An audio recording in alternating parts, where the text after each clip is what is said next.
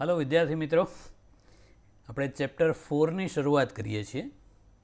Chapter 4 છે ગતિમાન વિદ્યુતભારો અને ચુંબકત્વ.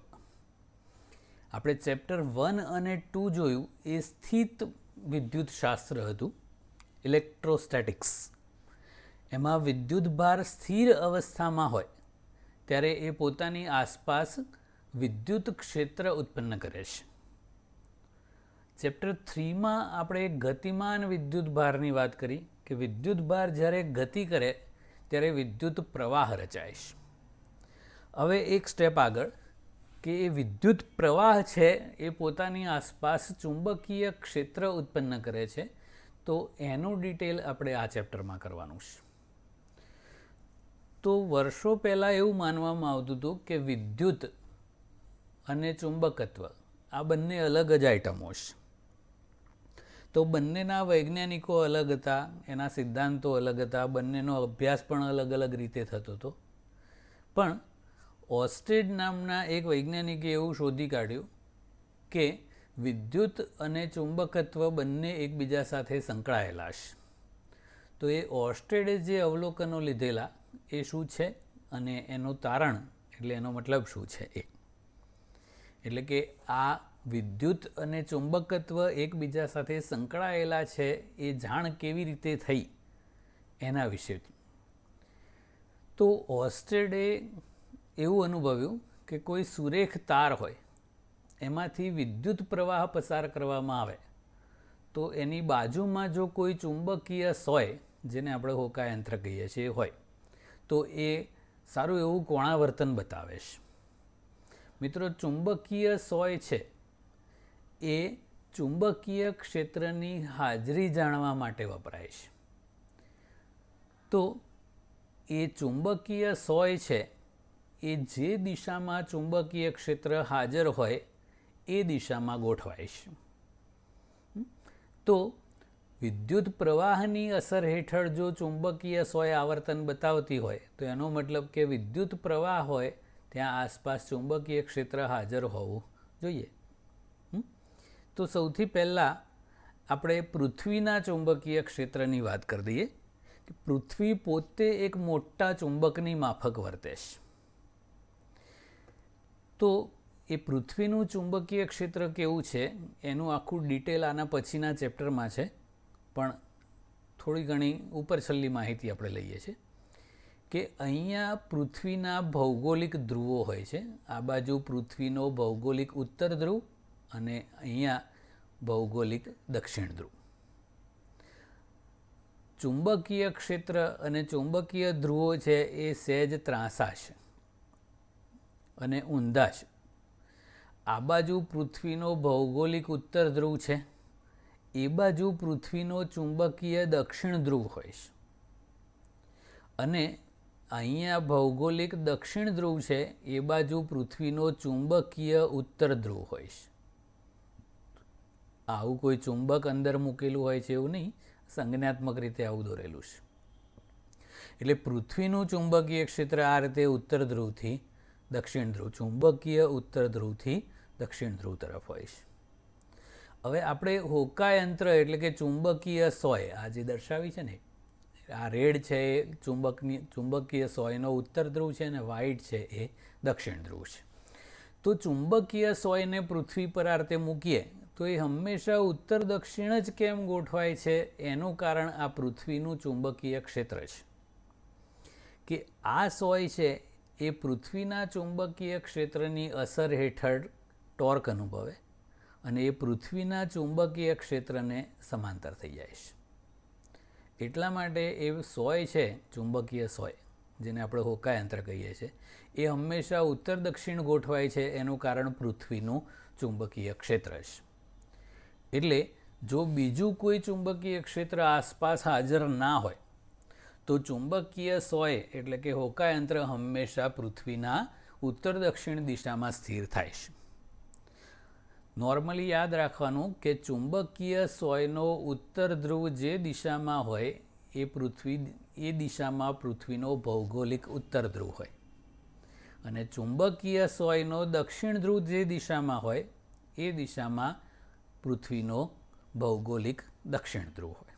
ઓકે, હવે આગળ આપણે આની ચર્ચા કરવાની છે કે પ્રવાહના કારણે સોય કેમ આવર્તન બતાવે છે. તો ઓર્સ્ટેડે આ વસ્તુનો પ્રયોગ કર્યો કે એક સુરેખ તાર લીધો અને એની આજુબાજુ આ તાર છે એ પૃષ્ઠને લંબ 12 આવે છે. એટલે જો તમે સ્ક્રીનની સામે અત્યારે જોઈ રહ્યા હોય તો તમારી તરફ આવતો હોય એ રીતનો તાર છે, એટલે દોરાય નહીં આપણાથી. આજુબાજુ બધી વર્તુળ આકારે ચુંબકીય સોય ગોઠવેલી છે. બધી આમ જ કેમ છે? તો પૃથ્વીનું ચુંબકીય ક્ષેત્ર આ રીતે હોવું જોઈએ. આ દિશામાં પૃથ્વીનો ચુંબકીય ઉત્તર ધ્રુવ હશે અને અહીંયા ભૌગોલિક ઉત્તર ધ્રુવ હશે અને આ બાજુ દક્ષિણ. એટલે આ રીતે બધી જ ચુંબકીય સોય પૃથ્વીના ચુંબકીય ક્ષેત્રને સમાંતર છે. હવે આ તારમાંથી આપણે પ્રવાહ પસાર કરીએ અને શરૂઆતમાં એ પ્રવાહ પૃષ્ઠને લંબ 12 આવે એવો રાખવો છે. તો એના માટેની સંજ્ઞા છે આવી સર્કલ કરીને ટપકું કરવાની. તો અહીંયા આ જે ટપકું દર્શાવ્યું એનો મતલબ શું થાય કે પ્રવાહ પૃષ્ઠને લંબ 12 આવે છે. તો જેવો પ્રવાહ ચાલુ કરો કે તરત જ આજુબાજુ ગોઠવેલી જે સોય છે એ આ રીતે કોણાવર્તન બતાવી દે છે અને એવી રીતે ગોઠવાય છે કે એ વર્તુળના સ્પર્શક ઉપર આમ ગોઠવાઈ ગઈ પરિઘ ઉપર. અને એ બધાનું જે ડિરેક્શન છે એ જુઓ આમ છે. એટલે એ દરેકના જે ઉત્તર ધ્રુવ છે આ રેડ એ બધા આ રીતે વિષમગડી દિશામાં આ રીતે ગોઠવાઈ ગયા. હવે મિત્રો પ્રવાહની દિશા ઉલટાઈ દઈએ. આ જેમ પ્રવાહ પૃષ્ઠને લંબ 12 આવે છે એવો હવે પૃષ્ઠને લંબ અંદર તરફ કરીએ તો શું થાય? તો શરૂઆતમાં અત્યારે કોઈ પ્રવાહ નથી. એટલે નેચરલી આ બધી ચુંબકીય સોય છે એ ઉત્તર દક્ષિણ દિશામાં સમાંતર હોય. હવે પ્રવાહ પૃષ્ઠને લંબ અંદર તરફ કરીએ. આ જે સર્કલની અંદર ચોકડી કરી એ પ્રવાહની દિશા પૃષ્ઠને લંબ અંદર તરફ છે એવું દર્શાવે છે. આ સ્ટાન્ડર્ડ સંજ્ઞા પદ્ધતિ છે. આપણે તીર હોય તો એ તીરની ટોચની સામે જુઓ તો આવું દેખાય, એટલે એ આપણા તરફ આવતું કહેવાય. અને આપણાથી દૂર જતું હોય તો પાછળ જે પેલા ફિન્સ હોય એના કારણે આવી ચોકડી દેખાય, એટલે આનો મતલબ આપણાથી દૂર જતું. એટલે આ પૃષ્ઠને લંબ આપણી તરફ આવે છે અને આ પૃષ્ઠને લંબ અંદર જાય છે. તો આ રીતે પૃષ્ઠને લંબ અંદર તરફ પ્રવાહ પસાર કરીએ તો તરત જ ચુંબકીય સોય આવર્તન બતાવે છે અને એવી રીતે ગોઠવાય છે કે જેથી એ બધાના ઉત્તર ધ્રુવ છે એ આ રીતે વિષમગડી સ્પર્શકની દિશામાં આમ ગોઠવાઈ જાય. આ રીતે પહેલાં આમ સમગડી સ્પર્શીય રીતે ગોઠવાયેલા હતા, હવે વિષમગડી સ્પર્શીય રીતે ગોઠવાઈ ગયા. તો એ ચુંબકીય સોય છે એ બધાએ આવર્તન બતાવેલું છે. એનો અર્થ શું થયો કે અહીંયા કોઈ ચુંબકીય ક્ષેત્ર છે. જો આ સોય તારની નજીક રાખેલી હોય તો બહુ જ પ્રબળ રીતે આવર્તન બતાવે, દૂર રાખેલી હોય તો ઓછું આવર્તન બતાવે છે. એટલે એનો અર્થ એવો થાય કે તારની નજીકમાં ચુંબકીય ક્ષેત્ર બહુ જ પ્રબળ રીતે ઉત્પન્ન થાય અને દૂર જાઓ એમ નિર્બળ હોય. પ્રેક્ટિકલી વિચારવું હોય તો આવું હોય કે એક પૂઠું લેવાનું, એની અંદરથી એક વાહક તાર પસાર કરવાનો, એની આજુબાજુ લોખંડનો ભૂકો પાથરી દેવાનો. આયન ફાઇલિંગ કહેવાય છે. લોખંડને ઘસીએ કાનસ વડે તો જે રજ પડે એ આયન ફાઇલિંગ છે. એ બધી પાથરી દીધી અને આમાંથી પ્રવાહ પસાર કરીને આને સહેજ ઠપકારવાનું આ પૂઠાને, તો એ આયન ફાઇલિંગ છે એ આ રીતે સર્ક્યુલર ગોઠવાઈ જાય છે. એટલે એનો અર્થ એવો થયો કે એ આજુબાજુ આમ ચુંબકીય ક્ષેત્ર છે એ પેલા લોખંડના ભૂકાને ગોઠવી દે છે. તો આના પરથી ઓર્સ્ટેડે આવું અવલોકન લીધું. એનું સ્ટેટમેન્ટ શું છે એ હવે ઓકે. તો આપણે આગળ વાત કરીએ એ પ્રમાણે એ લોખંડનો ભૂકો છે એ તારની આસપાસ ભભરાવવામાં આવે અને તારમાંથી પ્રવાહ પસાર કરવામાં આવે તો એ ભૂકો તારની આજુબાજુ બધા સમકેન્દ્રી વર્તુળોમાં ગોઠવાય છે. હવે ઓર્સ્ટેડે જે તારણ તારવ્યું એ કે ગતિમાન વિદ્યુત ભાર અથવા વિદ્યુત પ્રવાહ એ બે સેમ જ વસ્તુ છે ને. વિદ્યુત ભારો જ્યારે ગતિ કરે ત્યારે વિદ્યુત પ્રવાહ રચાય. તો ગતિમાન વિદ્યુત ભાર અથવા વિદ્યુત પ્રવાહ એની આસપાસના અવકાશમાં ચુંબકીય ક્ષેત્ર ઉત્પન્ન કરે છે, આવું ઓર્સ્ટેડે તારવ્યું. મતલબ કે જ્યાં જ્યાં ગતિમાન વિદ્યુત ભાર અથવા તો વિદ્યુત પ્રવાહ હોય ત્યાં આસપાસ ચુંબકીય ક્ષેત્ર હોય જ. એટલે પહેલાં જે માનવામાં આવતું હતું કે વિદ્યુત અને ચુંબકત્વ અલગ અલગ વસ્તુ છે, એવું નથી. એટલે આ જાણકારી થઈ એ પછી બંને શાસ્ત્રોને ભેગા કરી દેવામાં આવ્યા, વિદ્યુત અને ચુંબકત્વને, જેને ઇલેક્ટ્રોડાયનેમિક્સ કહેવામાં આવે છે. એટલે આખી નવી શાખા ફિઝિક્સમાં નિર્માણ પામી, ઇલેક્ટ્રોડાયનેમિક્સ. ગુજરાતીમાં કહેવું હોય તો એને વિદ્યુત ચુંબકત્વ કહેવાય છે.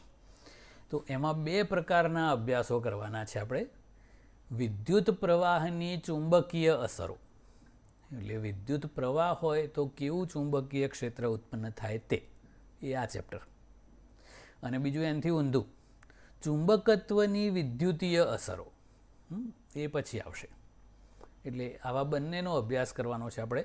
સીતાનું હરણ અને હરણની સીતા, બંને જોઈશું આગળ. ઓકે, હવે લોરેન્ટ્ઝ બળ અને ચુંબકીય બળની વિસ્તૃત સમજૂતી આપી એની લાક્ષણિકતાઓ જણાવો. મિત્રો, આ વિદ્યુત ચુંબકત્વના અભ્યાસમાં બહુ જ મહત્ત્વનો અભ્યાસ છે. આપણે કોઈ વિદ્યુત ભાર લઈએ, બિંદુવત ધન વિદ્યુત ભાર, ધારો કે ક્યુ છે, એ વી વેગથી ગતિ કરતો હોય. આપણે ગતિમાન વિદ્યુત ભાર જ લેવાના છે. અને ટી સમયે ધારો કે એનું કોઈ સ્થાન સદિશ આર છે, અને એ સ્થાને વિદ્યુત ક્ષેત્ર ઈ આર, એટલે ઈ એટ આર, અને ચુંબકીય ક્ષેત્ર બી આર છે, એટલે બી એટ આર. એટલે આપેલ બિંદુ આગળ વિદ્યુત ક્ષેત્ર અને ચુંબકીય ક્ષેત્ર આવા છે. તો મિત્રો, આપણને ખબર છે કે વિદ્યુત ભાર હોય એ વિદ્યુત ક્ષેત્રમાં બળ અનુભવે. એવી જ રીતે જો કોઈ ગતિમાન વિદ્યુત ભાર હોય તો ચુંબકીય ક્ષેત્રની અસર હેઠળ બળ અનુભવે છે. એટલે જેમ વિદ્યુત ક્ષેત્રમાં બળ અનુભવે એવું જ ચુંબકીય ક્ષેત્રમાં પણ બળ અનુભવે. પણ શરત એટલી છે કે વિદ્યુત ભાર ગતિમાં હોય તો જ ચુંબકીય બળ અનુભવે. જ્યારે વિદ્યુત બળ અનુભવવા માટે એ ગતિમાં હોવો જરૂરી નથી. એ સ્થિર હોય તોય બળ અનુભવે, વિદ્યુતીય બળ, અને ગતિમાં હોય તો પણ અનુભવે. ચુંબકીય બળ છે એ માત્ર ગતિમાન વિદ્યુત ભાર માટે જ છે. એનું ડિટેલ આપણે કરીએ છીએ હવે. તો જ્યારે બંને ક્ષેત્રો હાજર હોય, વિદ્યુત ક્ષેત્ર અને ચુંબકીય ક્ષેત્ર, તો બે જાતના બળ અનુભવે, વિદ્યુતીય બળ અને ચુંબકીય બળ, ઇલેક્ટ્રિકલ ફોર્સ અને મેગ્નેટિક ફોર્સ. તો આ બંનેનું પરિણામી બળ છે એને આપણે એફ કહી દઈએ. તો આપણને ખબર છે કે વિદ્યુતીય બળ એફ બરાબર ક્યુ ઈ છે. આ વિદ્યુત ક્ષેત્રની વ્યાખ્યા કરેલી ને, ઈ બરાબર એફ અપોન ક્યુ પરથી. ચુંબકીય બળ આટલું હોય છે, ક્યુ ઇન્ટુ વી ક્રોસ બી. જો આ વેલોસિટી ડિપેન્ડન્ટ ફોર્સ છે, વેગ આધારિત બળ. એટલે જો સ્થિર હોય તો વેગ 0 હોય તો ચુંબકીય બળ ના લાગે. આમાં એવું નથી. વિદ્યુતીય બળ, વિદ્યુત ભાર સ્થિર હોય તોય લાગે અને ગતિમાં હોય તોય લાગે. ચુંબકીય બળ માત્ર ગતિમાન વિદ્યુત ભારો પર જ લાગે. અને આ બંનેની કિંમત આપણે અહીંયા મૂકી દઈએ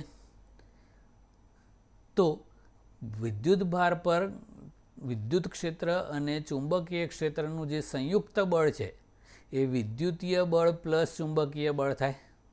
આમાંથી ક્યુ કોમન કાઢી લઈએ તો ક્યુ ઇન્ટુ ઈ પ્લસ વી ક્રોસ બી થાય. આ બળને લોરેન્ટ્ઝ બળ કહેવાય છે. આ કુલંબે શોધેલું, આ આઇન્સ્ટાઈને શોધેલું. તો લોરેન્ટ્ઝે ખાલી સરવાળો કરીને પોતાનું નામ આપી દીધું એવું નથી. આના પછીના બધા અભ્યાસો છે એ બધા લોરેન્ટ્ઝે કરેલા છે, એટલે આવું નામ આપેલું છે. તો આ પરિણામી બળ થઈ ગયું લોરેન્ટ્ઝ બળ. આનો ઉપયોગ આપણે બહુ જ કરવાનો છે આગળ. ઓકે મિત્રો, વિદ્યુતીય બળ વિશે આપણને ડિટેલ ખબર જ છે. આપણે ચુંબકીય બળની વિસ્તૃત માહિતી હવે આપવાની છે. ચુંબકીય બળને આપણે એફ લઈ લઈએ. હવે આપણે હમણાં એફએમ કીધું ને, મેગ્નેટિક ફોર્સ. અહીંયા આપણે એકલા ચુંબકીય બળની જ વાત કરીએ છીએ, એટલે એને એફ કહી દઈએ. તો F equal to q into v cross B કર્યું. આને ઉકેલી દઈએ તો આ વી ક્રોસ બી એટલે વી બી સાઇન થીટા થાય. કેરેટ એન છે એ આ ક્રોસ પ્રોડક્ટની દિશા છે. વી અને બીથી બનતા સમતલને લંબ સ્ક્રૂ મૂકી સ્ક્રૂને વીથી બી તરફ ફેરવતા સ્ક્રૂ જે દિશામાં આગળ વધે એ આ કેરેટ એનની દિશા અને એ જ આ ચુંબકીય બળની દિશા છે. વિદ્યુતમાં એવું નહોતું. વિદ્યુતીય બળ એફ બરાબર ક્યુ ઈ હતું. તો ધન વિદ્યુતભારનું પર લાગતું બળ વિદ્યુત ક્ષેત્રની દિશામાં હોય અને ઋણ વિદ્યુતભાર પર લાગતું બળ વિદ્યુત ક્ષેત્રની વિરુદ્ધ દિશામાં હોય. ચુંબકીય બળમાં એવું નથી. ધન વિદ્યુતભાર પર લાગતું બળ વી અને બીથી બનતા સમતલને લંબ સ્ક્રૂ મૂકી વીથી બી સ્ક્રૂને ફેરવતા સ્ક્રૂ જે દિશામાં આગળ વધે એ દિશામાં હોય. એટલે આ જે ચુંબકીય બળ છે એ વેગને પણ લંબ હોય અને ચુંબકીય ક્ષેત્રને પણ લંબ હોય. ઋણ વિદ્યુતભાર પર લાગતું બળ છે એ આ વી ક્રોસ બીની વિરુદ્ધ દિશામાં હોય છે. ડિટેલ આપણે કરીએ હવે. અહીંયા થીટા છે એ વી અને બી વચ્ચેનો ખૂણો છે અને કેરેટ એન છે એ વી અને બીથી બનતા સમતલને લંબ સ્ક્રૂ મૂકીને સ્ક્રૂને વીથી બી તરફ ફેરવીએ તો જે દિશામાં જાય એ દિશાનો એકમ સદિશ છે. તો એ ડિટેલ આપણે હવે સમજીએ. એ દિશા તો ધારો કે આવું છે, એક સ્ક્રૂ લઈએ. હવે એ સ્ક્રૂને કેવી રીતે ગોઠવવાનો છે? તો વેગની દિશા આમ છે. ધારો કે એ ધન વિદ્યુતભારનો વેગ આ દિશામાં છે. ચુંબકીય ક્ષેત્ર ધારો કે આમ છે. તો આ વી અને બીથી બનતું સમતલ થયું. એ બે વચ્ચેનો ખૂણો થીટા છે. હવે સ્ક્રૂને કેવી રીતે ગોઠવવાનો? તો વી અને બીથી બનતા સમતલને લંબ ક્યાંથી ક્યાં ફેરવવાનો? તો વીથી બી તરફ. તો આ અત્યારે જે ફરી રહ્યો છે ને એમ ફરે. તો એ સ્ક્રૂ કઈ દિશામાં આગળ વધે? તો આમ જાય. તો એ જે દિશા છે એ વી ક્રોસ બીની દિશા એટલે કે ચુંબકીય બળની દિશા થાય. વેગની દિશા અને ચુંબકીય ક્ષેત્રની દિશાથી બનતા સમતલને લંબ સ્ક્રૂ મૂકવાનો અને સ્ક્રૂને વીથી બી તરફ ફેરવવાનો અને સ્ક્રૂ જે દિશામાં આગળ વધે એ ચુંબકીય બળની દિશા થાય. અહીંયા પણ એ જ વસ્તુ બતાવેલી છે. આ વી આમ છે, બી આમ છે. તો વી ક્રોસ બીની દિશા છે એ બળની દિશા થાય. ઋણ વિદ્યુતભાર હોય તો એની વિરુદ્ધ દિશા થાય. ઓકે. તો એ બળ છે એ ટૂંકમાં વેગને પણ લંબ હોય અને ચુંબકીય ક્ષેત્રને પણ લંબ હોય. ઓકે. ધન વિદ્યુતભાર પર લાગતા બળની દિશા વી ક્રોસ બીની દિશામાં હોય. ઋણ વિદ્યુતભાર પર લાગતા બળની દિશા એ વી ક્રોસ બીની વિરુદ્ધ દિશામાં હોય. ઓકે. હવે આપણે આના એકમની વાત કરીએ ચુંબકીય ક્ષેત્રના. તો આપણે આ કેસમાં ધારો કે વી અને બી પરસ્પર લંબ લઈ લઈએ તો સાઇન 91 થઈ જાય. અને ખાલી મૂલ્ય વિચારો તો એફ બરાબર ક્યુ વી બી માટે બી બરાબર એફ અપોન ક્યુ વી થાય. આવું તો બીનો એકમ કરવો હોય તો એફનો એકમ ભાગ્યા વિદ્યુતભારનો એકમ ગુણ્યા વેગનો એકમ. તો બળનો એકમ ન્યૂટન ભાગ્યા વિદ્યુતભારનો એકમ કુલંબ અને વેગનો એકમ મીટર પર સેકન્ડ. સેકન્ડ ઉપર જતું રહે એટલે Newton second upon coulomb into metre. તો આ જે એકમ છે એ ચુંબકીય ક્ષેત્રનો એકમ છે. Newton second upon coulomb into meter. Nikola Tesla નામના વૈજ્ઞાનિકના માનમાં એને ટેસ્લા કહેવામાં આવે છે. તો આ ચુંબકીય ક્ષેત્રનો એક મોટો એટલે MKS એકમ થયો, અને એનો નાનો એકમ છે ગોસ. એ બંને વચ્ચેનો સંબંધ યાદ રાખવાનો દાખલાઓમાં બહુ ઉપયોગી છે. એક ટેસ્લા બરાબર 10⁴ ગોસ, અથવા તો એક ગોસ બરાબર કરવું હોય તો 10⁻⁴ ટેસ્લા. ઓકે, હવે એ ટેસ્લા, એક ટેસ્લા એટલે કેટલું ચુંબકીય ક્ષેત્ર એની વ્યાખ્યા કરીએ આપણે. ઓકે, ચુંબકીય ક્ષેત્રનો એકમ આપણે ટેસ્લા કર્યો. એ ટેસ્લાની વ્યાખ્યા કરવી છે. તો આપણે હમણાં જે સૂત્ર કર્યું F બરાબર QVB sin θ, એમાંથી બીને કરતા બનાવીએ એટલે F/QV sin θ. ધારો કે આપણે ચુંબકીય ક્ષેત્ર અને વેગ એ બંને પરસ્પર લંબ લઈએ એટલે θ90 ને sin 91 થઈ જાય. તો આવું થઈ જશે F/QV. તો Q 1 કુલંબ લઈએ, V 1 મીટર પર સેકન્ડ લઈએ, અને બળ 1 ન્યૂટન લઈએ તો આ 1 ટેસ્લા થઈ જાય. પણ એ ચુંબકીય ક્ષેત્રને લંબ ગતિ થવી જોઈએ. તો જો ચુંબકીય ક્ષેત્રને લંબ દિશામાં 1 મીટર પર સેકન્ડની ઝડપથી ગતિ કરતા 1 કુલંબ વિદ્યુત ભાર પર લાગતું ચુંબકીય બળ 1 ન્યૂટન હોય તો એ ચુંબકીય ક્ષેત્રનું મૂલ્ય 1 ટેસ્લા છે એમ કહેવાય. એટલે આ ટેસ્લાની વ્યાખ્યા થઈ ગઈ. આ શબ્દ ખાસ યાદ રાખવાનો. ચુંબકીય ક્ષેત્રને લંબ દિશામાં 1 મીટર પર સેકન્ડના ઝડપથી ગતિ કરતા 1 કુલંબ ધન વિદ્યુત ભાર પર લાગતું ચુંબકીય બળ 1 ન્યૂટન હોય તો તે ચુંબકીય ક્ષેત્રનું મૂલ્ય 1 ટેસ્લા છે એમ કહેવાય. ઓકે, એટલે આવું થઈ ગયું. હવે ચુંબકીય ક્ષેત્રમાં વિદ્યુત ભાર ગતિ કરતો હોય અને તોય બળ ના લાગે એવું ક્યારે બને? તો વેગની દિશા અને ચુંબકીય ક્ષેત્રની દિશા પરસ્પર સમાંતર હોય. એટલે જો એક જ દિશામાં હોય તો θ0 sin 0 0 તો બળ 0 થઈ જાય. અથવા સામસામે પ્રતિ સમાંતર હોય તો પણ sin 180 ડિગ્રી 0 થઈ જાય તો પણ બળ 0 થઈ જાય. કાં તો વિદ્યુત ભાર સ્થિર હોય એટલે વેગ 0 હોય તો પણ ચુંબકીય બળ 0 થાય. એટલે ચુંબકીય ક્ષેત્રમાં વિદ્યુત ભાર ગતિ કરતો હોય તો બળ લાગે જ એવું જરૂરી નહીં. જો વેગની દિશા ચુંબકીય ક્ષેત્રની દિશામાં અથવા વિરુદ્ધ દિશામાં હોય તો ગતિમાં હોવા છતાંય પણ વિદ્યુત ભાર ઉપર કોઈ બળ ના લાગે, અને સ્થિર હોય તો પણ ના લાગે. Okay, next. હવે વિદ્યુત પ્રવાહ ધારિત તાર પર લાગતા ચુંબકીય બળની સમજૂતી આપો. મિત્રો, બાહ્ય કોઈ ચુંબકીય ક્ષેત્ર હોય એમાં કોઈ વિદ્યુત ભારિત તાર મૂકવામાં આવે તો એ તારની અંદર વિદ્યુત ભારો ગતિ કરતા હોય, ઇલેક્ટ્રોન્સ. અને એક ગતિમાન ઇલેક્ટ્રોન્સ છે એ ચુંબકીય ક્ષેત્રમાં બળ અનુભવે. એ આપણે કરી દીધું. અહીંયા ઇલેક્ટ્રોન માટે લખવું હોય તો Q બરાબર E લખી દેવાનું, ઋણ હોય એટલે માઇનસમાં. તો એ ઇલેક્ટ્રોન્સ પર જે બળ લાગે એ અલ્ટિમેટલી પછી તાર ઉપર અનુભવાય છે. તો એ તાર ઉપર કેટલું બળ લાગે એની વાત આપણે કરવાની છે.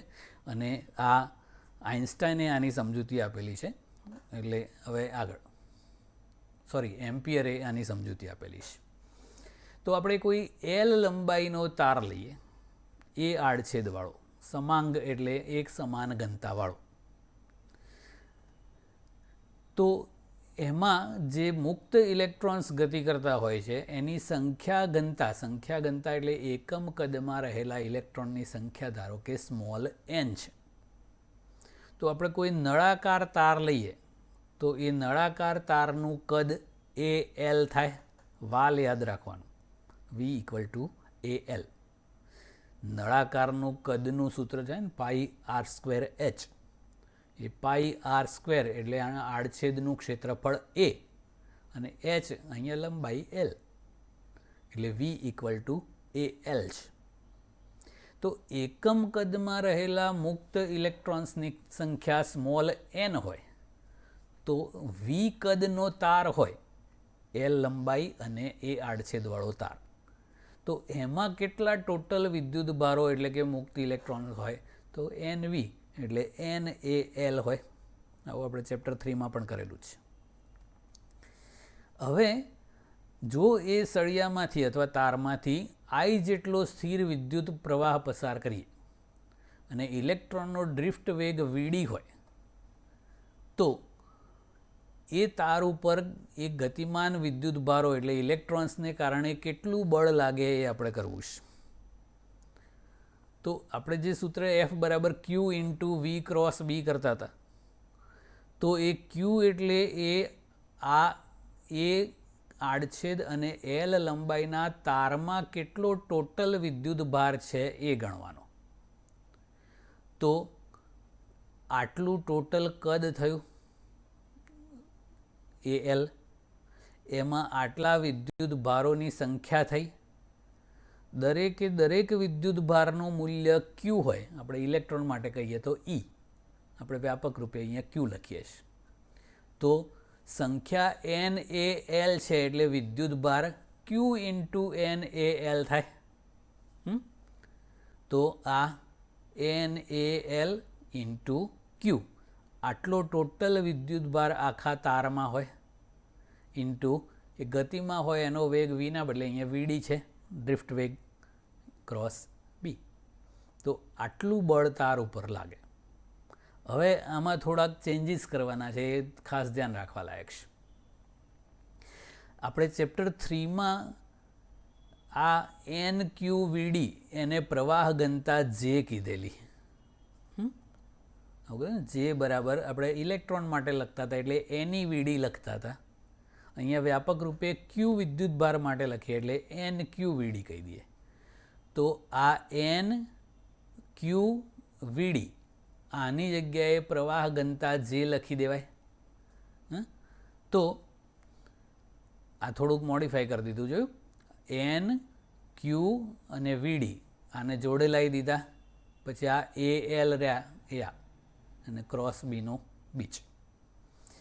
આ NQVD છે એને આપણે પ્રવાહ ઘનતા J કહી દીધી ઇન્ટુ આ AL એમનું એમ જ ક્રોસ B.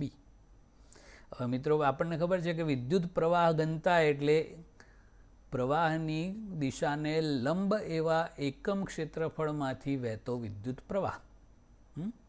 આપણે J equal to I upon A, તો I બરાબર JA કહેવાય ને, I જા.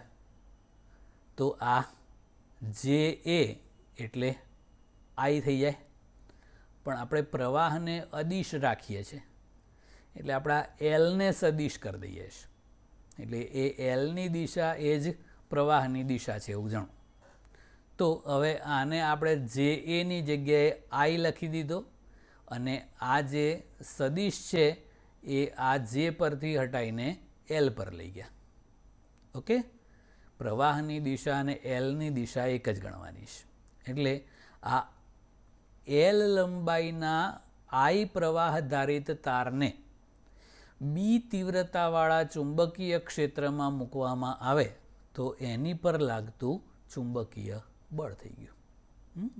આનો ભરપૂર ઉપયોગ છે આગળ, એટલે આ ખાસ યાદ રાખવાનું છે. હવે મિત્રો સુરેખ તાર હોય તો આપણે બળનું સૂત્ર કર્યું કે F equal to IL cross B. પણ અનિયમિત આકારનો, યાદચ્છિક આકારનો તાર હોય, ગમે તે આકારનો, તો શું કરવાનું? તો એ તાર વાંકો ચૂકો હોય તો એ તારના DL1, DL2 up to DLN જેવા નાના નાના ટુકડા વિચારવાના. એ આખો સળંગ તાર હોય એટલે દરેક ટુકડામાંથી વહેતો પ્રવાહ તો I જ હોય સરખો જ. તો આ IDL બને. આને વિદ્યુત પ્રવાહ ખંડ કહેવાય છે. તારની સૂક્ષ્મ સદિશ લંબાઈ અને વિદ્યુત પ્રવાહનો ગુણાકાર. અને એ IDL ક્રોસ B કરો એટલે એ DL લંબાઈના ટુકડા પર લાગતું બળ DF મળે. પછી એવું બીજા ટુકડા માટે કરવાનું IDL2 ક્રોસ B, પછી ત્રીજા ટુકડાનું IDL3 ક્રોસ B. અને આ રીતે એ દરેક ટુકડાઓ પર લાગતા બળો DF1 DF2 DFN શોધી કાઢવાના, પછી એ બધાનો સરવાળો કરી દેવાનો. જો બહુ નાના નાના ટુકડા હોય તો આ સરવાળો છેવટે સંકલનમાં પરિણમે. એટલે આ ઇન્ટિગ્રેશન IDL ક્રોસ B કરવું પડે. તો આ યાદચ્છિક આકારનો તાર હોય તો તાર પર લાગતું ચુંબકીય બળ આ રીતે શોધાય. સુરેખ તાર હોય તો આખી લંબાઈ જ લઈ લેવાની, એટલે સીધું જ IL ક્રોસ B કરી દેવાનું હોય છે. Okay, next. પરમિટિવિટી અને પરમિએબિલિટી એ બે શું છે અને એ બે વચ્ચેનો સંબંધ. આ તો આપણને ખબર છે કે વિદ્યુત માટેના અભ્યાસમાં જ્યાં આપણે સપ્રમાણતા અચળાંક મૂકતા હતા કે =1/4πε0 કરતા હતા, એ પરમિટિવિટી હતી, પરાવૈદ્યુતાંક. એવું હવે ચુંબકત્વના અભ્યાસમાં બીજો એક અચળાંક છે પરમિએબિલિટી. તો વિદ્યુત ચુંબકીય તરંગો છે, એમાં વિદ્યુત ક્ષેત્ર અને ચુંબકીય ક્ષેત્ર બંને સંકળાયેલા હોય છે. એનો વેગ આ સૂત્ર વડે આપવામાં આવે છે. આવું મેક્સવેલ નામના વૈજ્ઞાનિકે તારવેલું, ભવિષ્યમાં આવશે એવું. તો V =1/√με. જો શૂન્યાવકાશમાં વેગ કરવો હોય તો શૂન્યાવકાશમાં વિદ્યુત ચુંબકીય તરંગોનો વેગ, એટલે પ્રકાશનો વેગ કહીએ છીએ ને આપણે, એ જ છે. C =1/√μ0ε0 લેવાય છે. તો આપણને ε0નું મૂલ્ય ખબર છે ને, 8.85 × 10⁻12 કુલમ્બ સ્ક્વેર/ન્યૂટન/મીટર સ્ક્વેર. તો એ શૂન્યાવકાશની પરમિટિવિટી હતી. એવું આ μ0 છે એને શૂન્યાવકાશની પરમિએબિલિટી કહેવાય છે. આ મ્યુ છે એ જે તે માધ્યમની પરમિએબિલિટી છે. તો પરમિટિવિટીનો અર્થ શું હતો કે કોઈ પણ વિદ્યુત ક્ષેત્ર હોય એ માધ્યમ પર અને માધ્યમ વિદ્યુત ક્ષેત્ર ઉપર કેવી અસર દર્શાવે છે એનું માપ છે. આપણે કોઈ દ્રવ્ય લઈએ, એને બાહ્ય વિદ્યુત ક્ષેત્રમાં મૂકીએ તો અંદરના વિસ્તારમાં વિદ્યુત ક્ષેત્ર ઉત્પન્ન થાય અને એ બાહ્ય વિદ્યુત ક્ષેત્રને સંપૂર્ણ અથવા તો અંશતઃ નાબૂદ કરવાનો પ્રયત્ન કરે. બસ તો એ કેટલા પ્રમાણમાં વિદ્યુત ક્ષેત્રને નાબૂદ કરવાની ક્ષમતા એ માધ્યમમાં છે એનું માપ એ પરમિટિવિટી છે. તો એવી જ રીતે ચુંબકીય ક્ષેત્ર માટે પરમિએબિલિટી છે કે ચુંબકીય ક્ષેત્રમાં દ્રવ્યની ચુંબકત્વ ધારણ કરવાની ક્ષમતા અથવા તો એ દ્રવ્યમાં ચુંબકીય ક્ષેત્ર કેટલું ઊંડે સુધી પ્રવેશી શકશે એનું માપ છે ability to permit the magnetic field, એટલે પરમિએબિલિટી છે. ચુંબકીય ક્ષેત્ર માધ્યમમાં કેટલું ઊંડે સુધી પ્રવેશી શકે એનું માપ છે. તો મિત્રો, એક અચળાંક છે અને એનો એકમ છે ટેસ્લા મીટર પર એમ્પિયર. તો આ સતત આપણે ઉપયોગ કરવાનો છે. ખાસ કરીને પેલામાં જેમ વિદ્યુત શાસ્ત્રમાં આપણે 1/4πε0 અચળાંક આવતો હતો કે, એવું ચુંબકત્વના અભ્યાસમાં બધે અચળાંક આવશે μ0/4π. ઓકે, એટલે આનો આપણે વારંવાર ઉપયોગ કરવાનો છે.